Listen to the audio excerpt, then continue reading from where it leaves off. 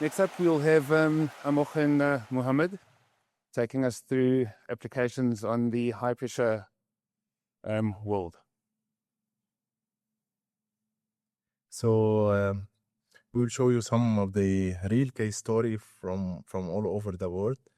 And we'll start first about our global references. So about the land-based and the mobile containerized, we have around 19,000 around the world, scattered, of course, on the coastal sites. And we have around 9,000 to 10,000 in the marine and offshore installation as well in the ROs. So one of the challenges we will show you about a case in Canary Island with our customer Tagua. As we know, in Canary Island, we don't have any source of water, so only the sea. So it's quite challenge to get fresh water, and the energy is one of the, let's say, challenges faced by the clients there and the population. So we have been in collaboration with Tagua, how to optimize the system. They have some existing system and how really to optimize it in this. And in here, on the left side, we'll see an existing system with a turbocharger technology.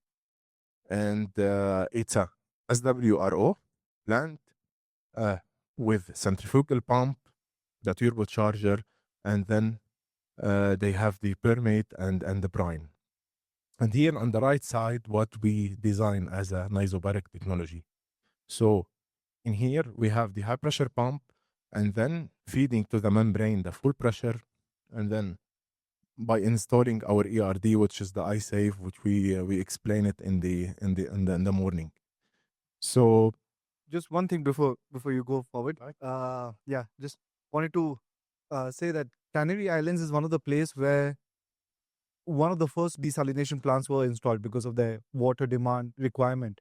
And so this case story is about a retrofit project where they had initially used a centrifugal pump with a turbocharger, and how and the key challenge was to reduce the energy consumption and while producing the fresh water consistently.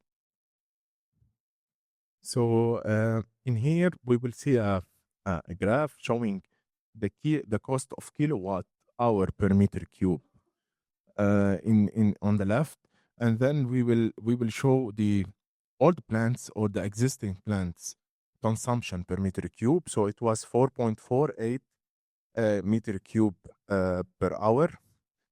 Sorry, kilowatt hour per meter cube. And the production for this plant was 500 meter cube per day. As a preliminary design, what we design, we select a high pressure pumps replacing the axial piston pump, replacing the centrifugal pump, and a pressure exchanger, which is the iSafe installed vertical, also to replace the turbocharger in here. So, and the cost of electricity is around 0.15 euro per kilowatt hour. The design was on recovery rate around 40% and the TDS around 35,000 TPM. And by our calculation or preliminary design, we got 1.93 per kilowatt hour meter cube. And that's a huge saving. And if we need to talk about percentage, we save around 57% in energy cost for them, resulting in a 48,000 euro annual saving. So, yeah, I just want to add one thing. On the right hand side, you see two photos: the plant with the existing the centrifugal pump and the turbocharger, and then retrofitted with the Danfoss equipment. So, as we mentioned earlier in our presentation, that the specialty of one of the noble thing about our products is also the compactness. And when I started my career, I remember I was doing a lot of building the systems, and I used to tear my jeans a lot because of so many equipments here and there. This like 7-8 years back, and that's something that this picture shows, that on the above picture you literally have not so much space to walk around. When you retrofit with our products, you actually have much more cleaner space to walk around and to assemble, disassemble, do on-site maintenance, and so on and so forth. So it's much easier, not just in energy savings, but also the footprint. The amount of water produced per square meter is more when you look at our Danfoss technologies. In here, so next, so resulting by a saving, and this is where we can show it on this graph, with comparing with what they have. So as a Danfoss system, we showed that the SEC, or the specific energy consumption, is around 1.93 kilowatt hour per meter cube, and for the existing one, around 4.48 kilowatt hour per meter cube. I mean, the payback time, it was in 2 months for this system once they start to retrofit. So what we can assure here, that what we design, we have it on the ground, and what we execute. So we guarantee for the client to have this payback, and he got it in less than 2 months. In here, the cost of electricity, again, 0.15 euro per kilowatt hour. And on the right side, this is the capex plus the energy cost saving in here.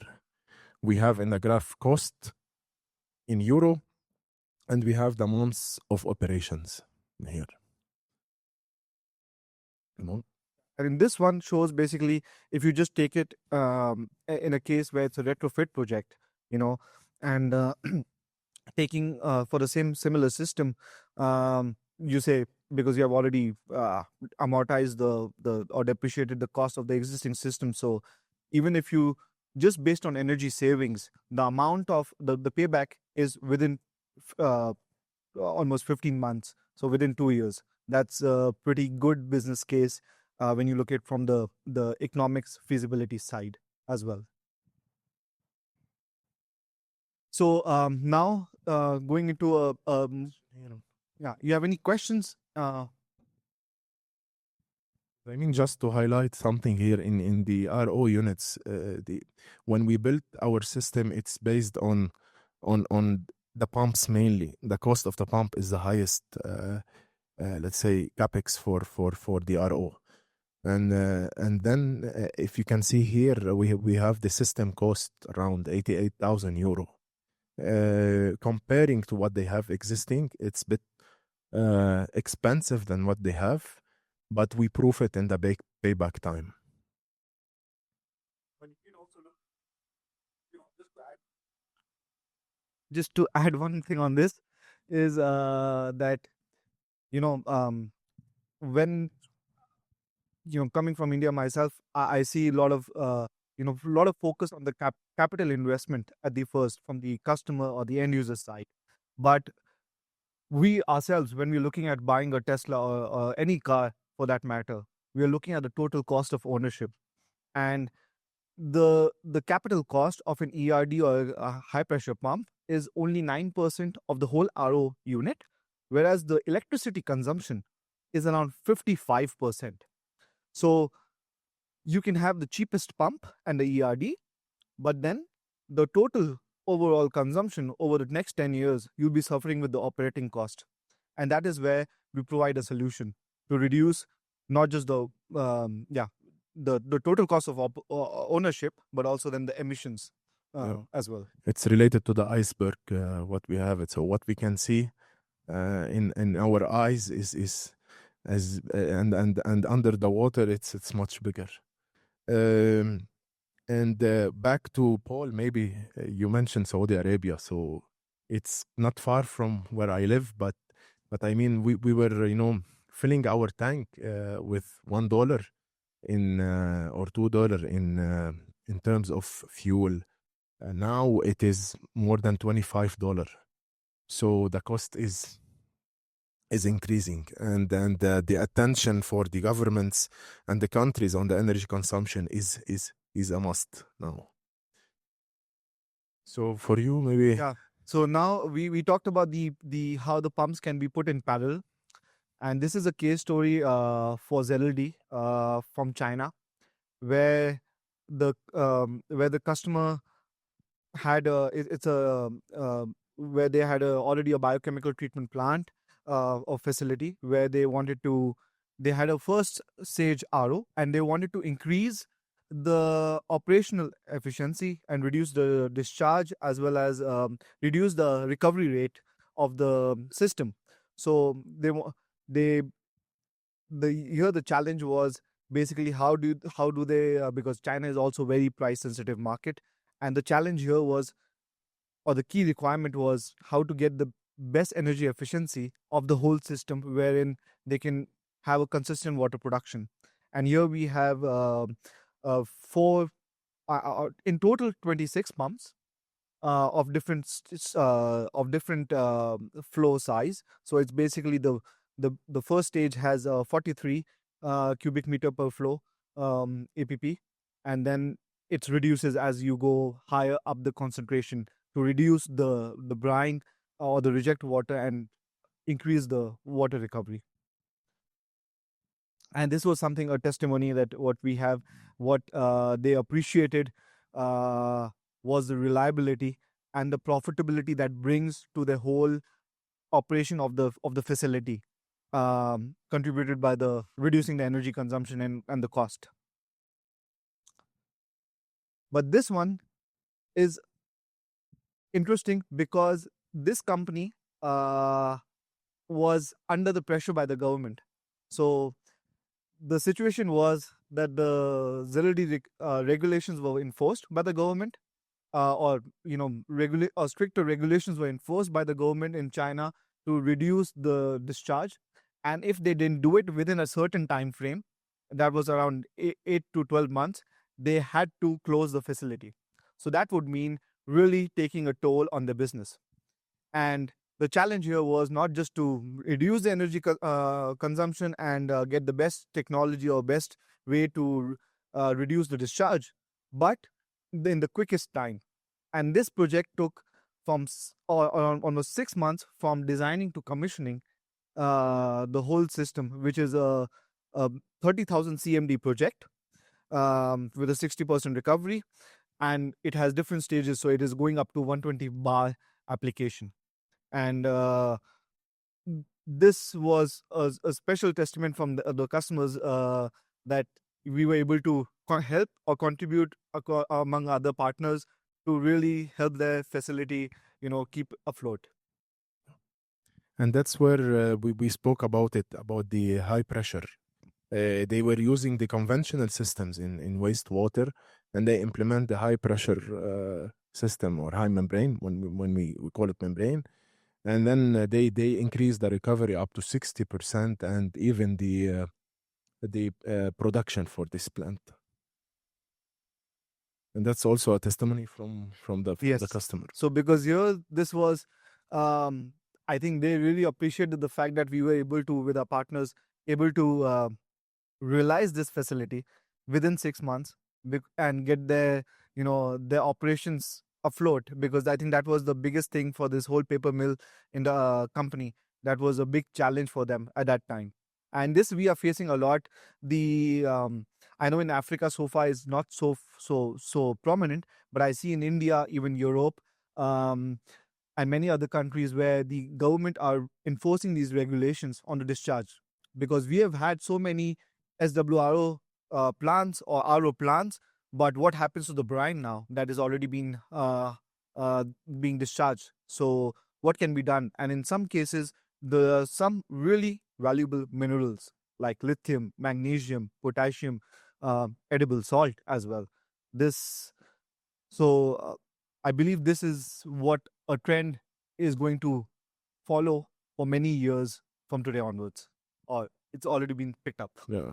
So adding on this only, so the brine, we call it brine reuse, or let's say brine mining. Brine reuse, mostly they are using back the water to irrigation system. That's also a way. And plus on the brine mining, when we say brine mining, they are extracting salts.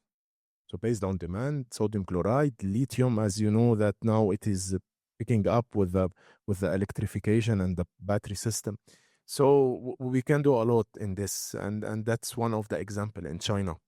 We have another, maybe we didn't show it here, but one of the first commercial project in Indonesia where we are producing sodium chloride for food grade and a production of fresh water also. It's a system based on patent technology, but it's going up to 83 bar up concentration to 220,000 ppm. Yeah. And it's just to add on that, it's the largest brine mining project or salt production project in Indonesia. It has around 200,000 tons of salt production per year.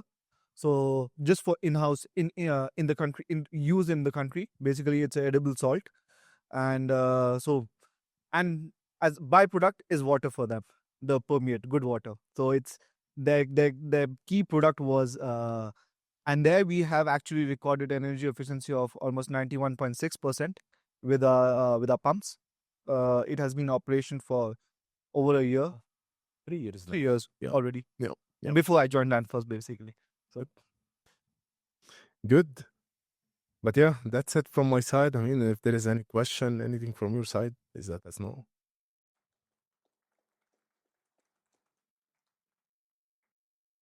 Right, thank you so much for that presentation. And I think this technology is quite interesting. Maybe us in South Africa, we can adopt it, especially because we are an energy challenged country. My question is basically taking you a little bit back from your previous presentation, because you said that the pressure and the pumping efficiency is independent of the pressure and the flow. I was just curious to find out that is the membrane material, how does that affect the pumping efficiency? The membrane Yeah. material. Of course, the membrane is the core. I mean, it's at the end, it's a game of membrane, the RO. It's not always about pumps. But by time, of course, the membrane need more pressure. Need to apply more pressure to have the needed or permeate. So in our design, always we have a safety factor, let's say, to contribute in that. That's on the first phase. Second phase, even in our technology, the axial piston, as I give you an example, any variation in the TDS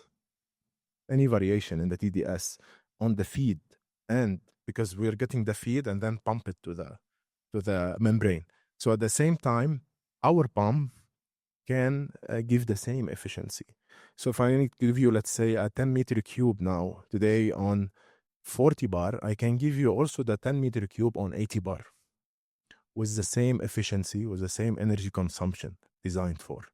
So I mean, yes, it's always a damn game of membrane. Membrane need to be maintained very well. But I mean, as a production, for you as a client, you are protected in this. Yeah. Thank you. Thank you.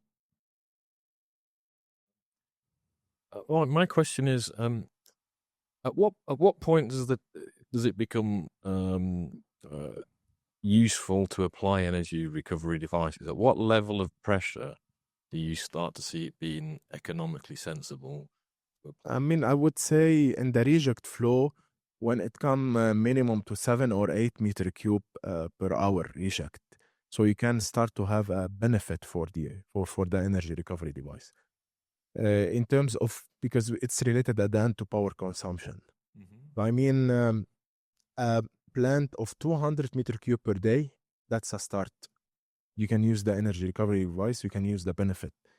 Less than that, I mean, it is always a capex for you more than the OpEx, yeah. But that's presumably a seawater type situation? Seawater. Where you have a high TDS water. What TDS, is there a point? 25,000. Okay. 25,000. You can use in brackish, I mean, in the low system, 12,000, 50,000. But the impact of the energy saving is not what you aim for. I mean, the capex is always, you will pay more, I mean, cost-wise, and the payback time is much longer. But in seawater or the high pressure, where really apply. Yeah. Okay, thank you. Zach. Your question. Thank you. So this question may end up just fizzling out as I think about it. So in seawater systems, you've got about a 40% recovery. So you're working out your kilowatt hours per cubic meter of permeate at I think you had numbers of like 1.9 kilowatt hours per cube of permeate. If you have a very high recovery brackish water system, so you're starting with lower TDS, say 5,000, 6,000, but you're running at, say, let's say you aim to 90% recovery. So you're still operating at high energy input, high kilowatts per cube. Is there going to your question, is there a point where energy recovery becomes interesting in those systems? And I'm trying to figure out if there's a threshold of how many kilowatts installed or kilowatt hours per cube of permeate. Where's the point where we should start thinking that energy recovery becomes interesting? Have I made a sensible question? I don't even know. So again, it's related to the pressure that we start with. I mean, for brackish, we end up in 12 bar, let's say 14 bar. We call it pressure. High brackish up to 18 bar or 20 bar. So it is related always to the pressure applied. Then it's equal kilowatt. That's where you need to apply the energy recovery device. I mean, it's a business case at the end. How you want to, let's say, design it for your client or at the design stage, the pressure applied, and then we always put, as I told you, a safety factor for, let's say, the changing in the temperature. I mean, after 7 years, and you need also to put in mind what is the, let's say, the age of an RO system. Let's take 10 years, and then everything will be rehabilitated again. So I mean, it's a complete business case, but in my opinion, it's pressure.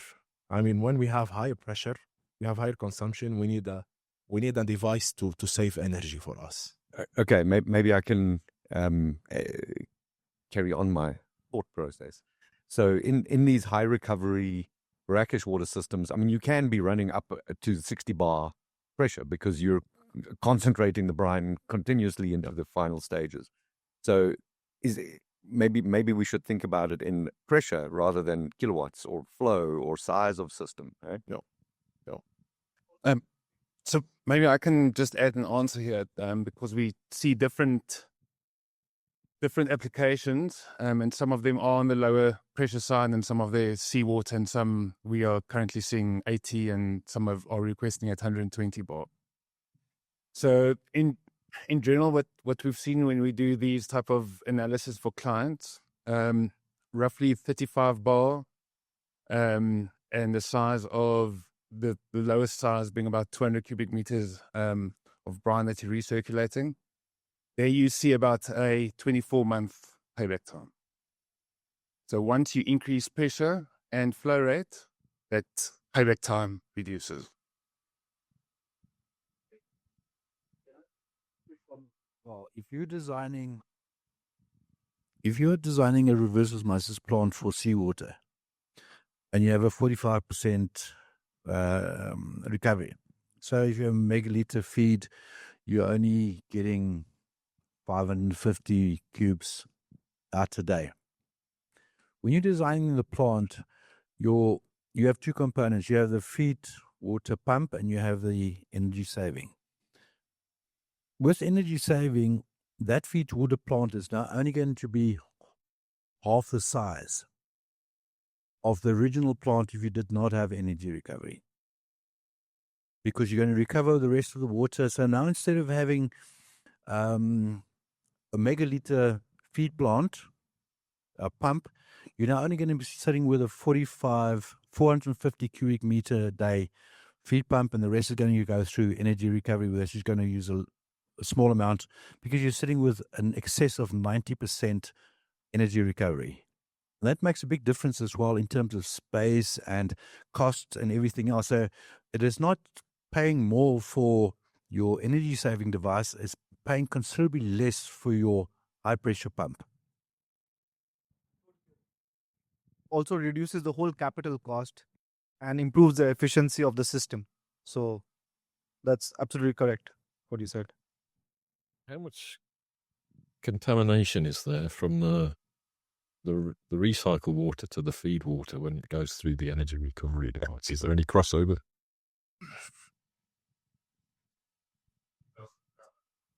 Yeah, mixing the brine and the feed. How much mixing do you have? 2.5. That's the normal in isobaric. 2.1 to 2.5%. That's the mixing on the brine side, right? Yeah. When the exchange happen. Yeah. You mean? Yeah. That's the normal mixing ratio. Okay. Is there any potential for bio contamination being recycled? Biofouling, yeah. Yeah. Biofouling is always there. What we do in our device, it is motor driven.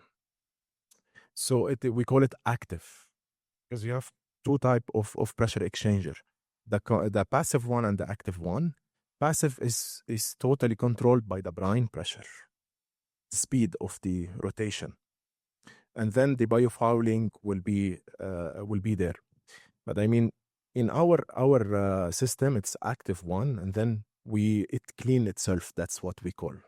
So we can increase the speed, and then we would do it. In some of the cases, also we have something called overflushing. So we feed the RO more seawater, say we call it raw water, and then we can reduce the mixing on the feed membrane up to 1.1%. You can do it only with these active pressure exchangers. Yeah. But just to add, we the reason we didn't present here because we are still about to launch it and we didn't want to show it. But we have a ERD solution that is specifically for applications where no mixing is important when it calls up concentration applications. So it's called GenSafe, and I'll not go too much into this right now, but if you have any specific application for no mixing, is where no mixing is a key thing, or you cannot use any ERD, then we have a solution for that as well. Perfect. Thank you.